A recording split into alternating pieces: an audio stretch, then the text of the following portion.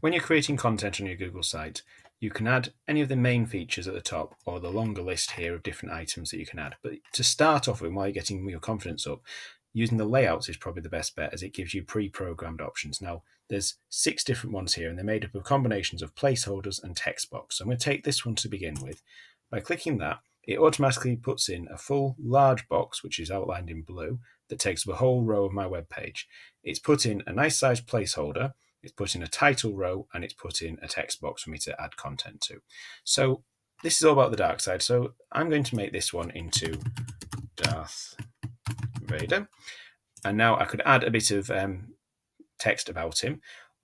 I can also then go over here and clicking on the plus sign on the placeholder gives me some options. Now, this is useful compared to just going straight in with images or anything because it gives me some different options as well. I can upload something, so anything I've got on this computer I could upload. I could select an image, I could select something from my drive, not just a picture. I could go onto YouTube and find a video, I could insert a calendar thing, or I could even put a map on there. So I'm going to select image for now. Now, it gives me a couple of options here because it will bring up this dialog window.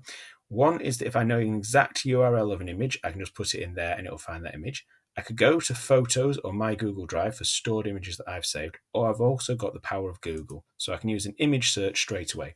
Now, this has got all the Creative Commons licenses sorted on it already, so I'm not going to get anything I shouldn't be using. So I'm going to have Darth Vader. And searching for him, it'll find me an image. I like the look of that one. So I'll click on that one and then click Insert. It will automatically put it in. Now, it does some strange things sometimes with sizing. You notice I've lost the top of his head there. By clicking on the uncrop button, it will make the picture back to its original size, so I can fiddle around with it that way. There are a few options for what I can do with my picture, and I've also got my grab handle so I could resize it. I mean, just because I'm using a placeholder doesn't mean I'm stuck to this format. By clicking and dragging, I could even swap it around so that Darth Vader is on the other side of the page. The placeholders, though the layouts are a really good start point and a way to get used to Google Sites. They don't have to be restrictive. It's just a quick way to get content onto your page.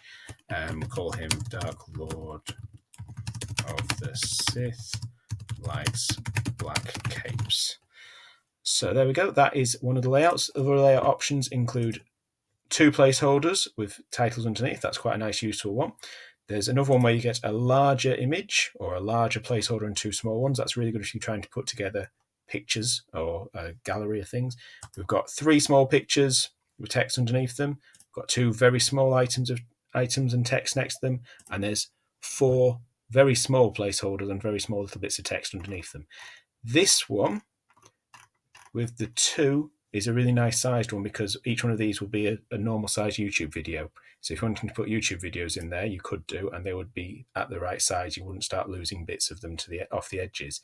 I find that if I use the slightly smaller boxes, the aspect ratio starts getting messed around with a little bit.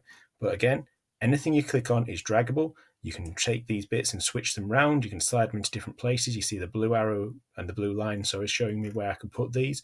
The placeholders don't have to be stuck where the template says. You can move them all around, and if you ever want to, you can just get rid of a line by deleting a section. So that is using the layouts to get you started inserting elements.